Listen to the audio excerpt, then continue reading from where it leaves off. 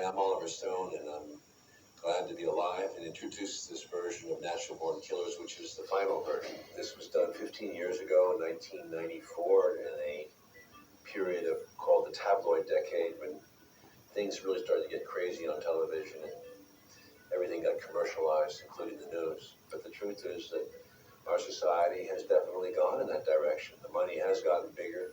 Sensationalism has gotten more ridiculous. I think we all know that.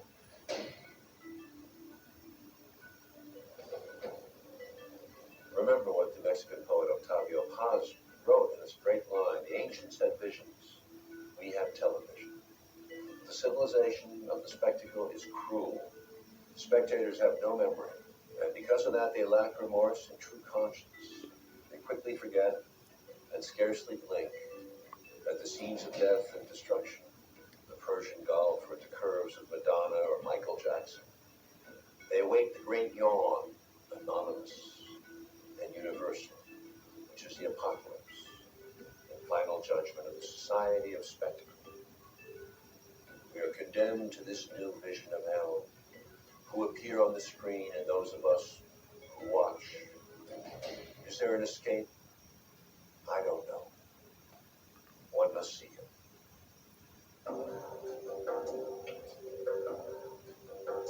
The movie, it was never really understood to be what it was. It was a love story, a strange love story about two kids, star-crossed lovers, whatever you want to call them.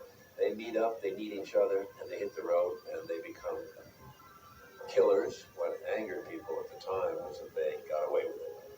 They were not punished at the end of the movie. To the contrary, they escaped underground and disappeared.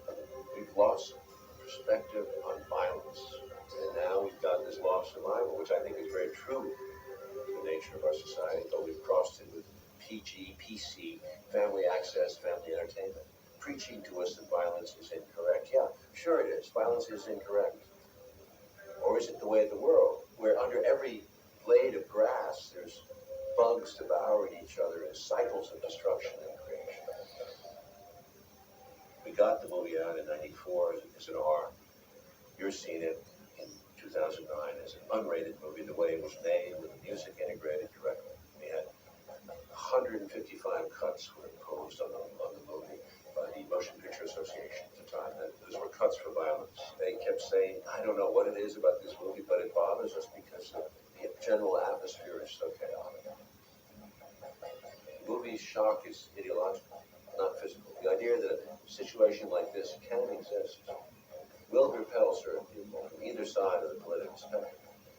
But satire, if it's working, should be about shock. I do believe there is love at the end.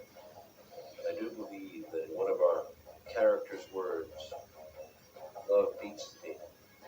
And without giving away our ending, I find it ironic that it is Mickey and Mallory who are the ones in the end to escape the great yawn.